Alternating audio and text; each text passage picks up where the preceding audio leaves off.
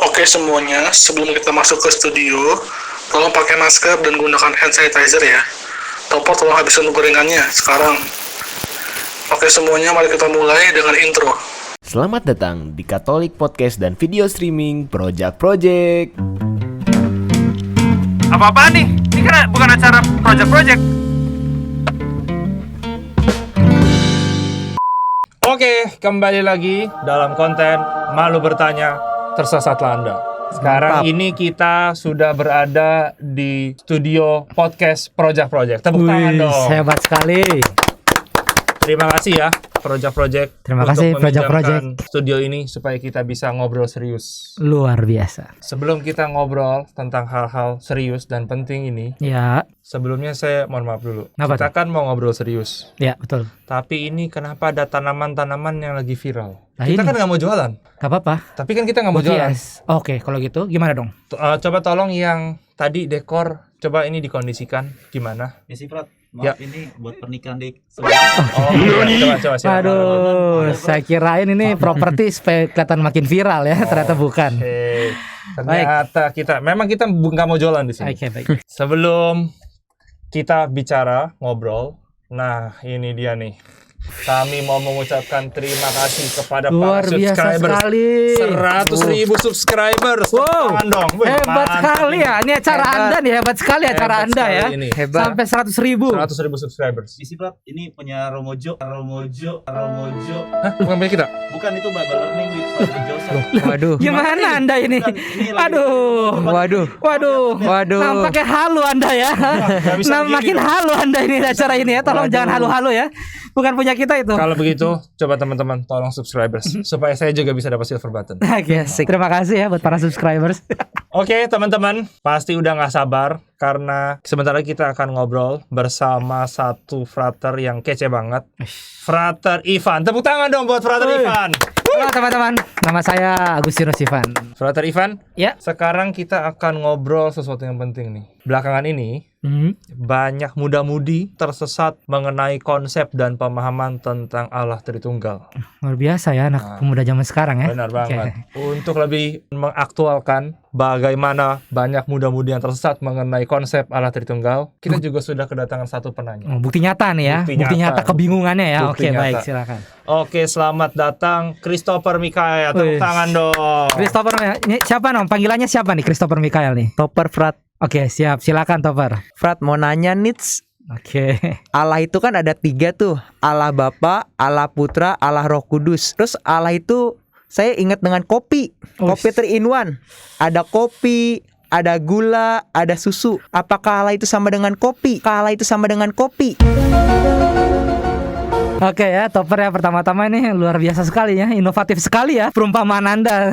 Kopi ya kan. Tolong sekali lagi tolong diluruskan sedikit ya pemikirannya ya, tolong ya. Ini saya jelaskan supaya pemikiran Anda lebih jelas. Jadi Topper ya, yang pertama Allah itu bukan kopi ya, bukan 3 in 1. Tapi Allah itu adalah pencipta segala dunia ini ya. Jadi kalau kaitannya dengan Allah Roh Kudus Tritunggal ya, tadi pertanyaannya, mungkin kita bisa merujuk kepada peristiwa sejarah proses penyelamatan umat manusia di dunia ini. Jadi kalau kita lihat bahwa Allah itu sang pencipta segalanya, itu kan sudah menciptakan segala sesuatunya di dunia ini ya. Lalu karena kasihnya Allah itu hadir dan turun ke dunia melalui sosok putranya Yesus Kristus. Jadi makanya kita sebut putra Allah. Putra Allah ini sendiri mempunyai tugas apa?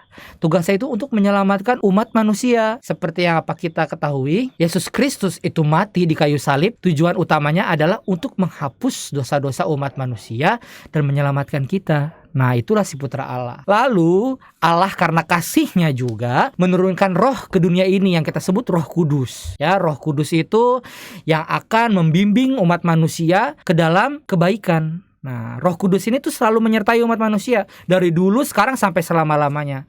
Jadi gitu ya konsepnya ya, Topper ya.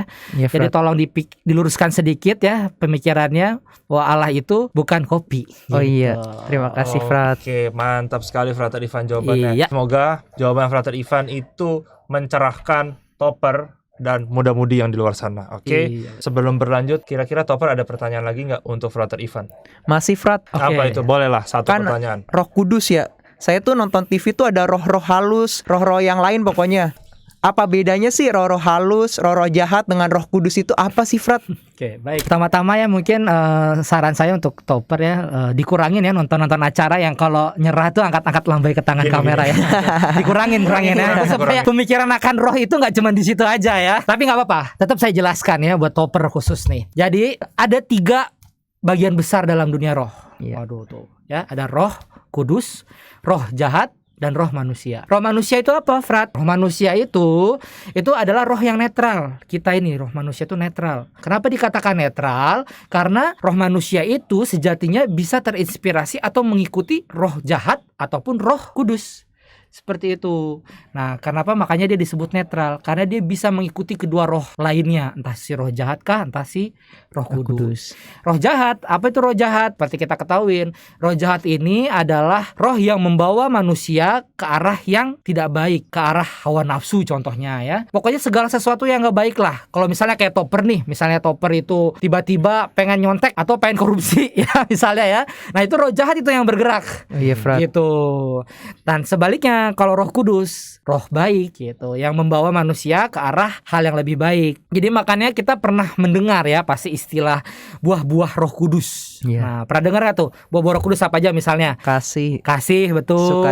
Damai Sukacita, kerendahan sejahtera. hati, Iya. damai sejahtera. Nah, itulah. Jadi itu ya 3 konsep roh yang perlu kamu ketahuin buat teman-teman juga. Ada 3 roh itu ya, roh manusia, roh kudus, dan roh yang jahat. Gitu. Oke, Terima mantap kasih, sekali, Frat. Ivan. Terima kasih. Mantap. Jawaban Frater Ivan sungguh menginspirasi. Jadi jangan sampai tersesat lagi ya. Iya, Topper Frat. ya. Iya. Oke deh, daripada saya tambah stres Frater Ivan Ya. dengan pertanyaan-pertanyaan topper ini, Baik. lebih baik kita menjawab pertanyaan dari teman-teman yang sudah mengirimkannya lewat akun project-project. Oke, siap. Mantap. Lewat Instagram berarti nih ya. Iya. Coba ya, kalau gitu kita lihat biar adil ya. Boleh. Kita lihat pertanyaan yang paling pertama ngepost. Boleh Frater. Ya, coba kita lihat ini siapa yang paling pertama. @toppermikael29. Tunggu. Kayaknya Kayaknya pernah denger ya familiar nama-namanya nih ya. familiar ya. Itu saya, Frat. Oh, oke. Baik Anda ya. Gercep ya, gerak cepat sekali ya. Lu Di mana-mana lagi, Anda lu muncul lagi. ya. Aduh. Di sini, di Instagram juga muncul ya, tapi nggak apa-apa. Coba kita lihat tuh pertanyaannya apa? Pertanyaannya apa nih kita lihat. Gak apa-apa lah ya. Dia nulis nih, Frat, mau nanya lagi. Selama ini gue bingung banget, bahasa roh itu apa sih? Kok gue sering banget denger ada orang ngomong nggak jelas. Itu memang beneran bahasa roh? Apa ngigo, Frat? Aduh. Bahasa roh yang jelas bukan yang aing maung ya, itu bukan bahasa roh ya itu ya. Atau saya di mana gitu ya, itu bukan bahasa roh ya. Gimana kalau mungkin Anda bisa membantu menjelaskan ya? Oke lah. Mungkin Anda ada informasi ya, jelaskan coba. Boleh aja. Daripada tambah stres, mendingan saya akan coba menjelaskan. Kalau kita mau ngomong bahasa roh dan tentang kemampuan kita berbicara bahasa roh, maka kita juga bisa membaca ensiklik yang dikeluarkan oleh Paus siapa ya? Oh, Paus Yohanes Paulus kedua. Anda Paus Yohanes hati-hati. Paulus kedua. Ya, ensiklik itu dengan judul Dominus et Vivicantem. Jadi, inti dari ensiklik itu mau mengatakan bahwa Roh Kudus itu mempunyai peran di dunia ini ada 2. Yang pertama, menginsyafkan dunia. Itu peran yang pertama. Yang kedua, peran Roh Kudus di dunia ini adalah untuk membawa kita, umat Allah, dalam hal ini anak-anak Allah, menuju kehidupan ilahi. Jadi, ketika memang benar seseorang itu dilingkupi dan dipenuhi oleh Roh Kudus, wujud nyatanya itu bisa dalam rupa bahasa roh. Makanya sering kita bisa lihat atau kita pernah mendengar orang-orang yang memiliki kemampuan berbahasa roh. Tapi perlu disadari, kemampuan berbahasa roh itu merupakan efek dari pencurahan Roh Kudus yang diterima secara penuh dalam diri kita. Jadi kita juga perlu hati-hati. Jangan sampai tertipu atau tergoda dengan hal efek-efek yang ditimbulkan. Kira-kira sih begitu, Topper. Terima kasih, Frat. Oke lah, kalau begitu Mudah-mudahan terjawab ya semua pertanyaan buat teman-teman juga. Semoga terjawab. Supaya jangan tersesat lagi lah kita ya di dalam dunia ini ya. Hidup udah penuh dengan kesesatan, jangan kita juga pikirannya tersesat juga. Oke. Demikianlah ngobrol penting kita dalam konten Malu Bertanya Tersesatlah Anda. Sampai bertemu kembali dalam konten dan topik-topik hangat berikutnya.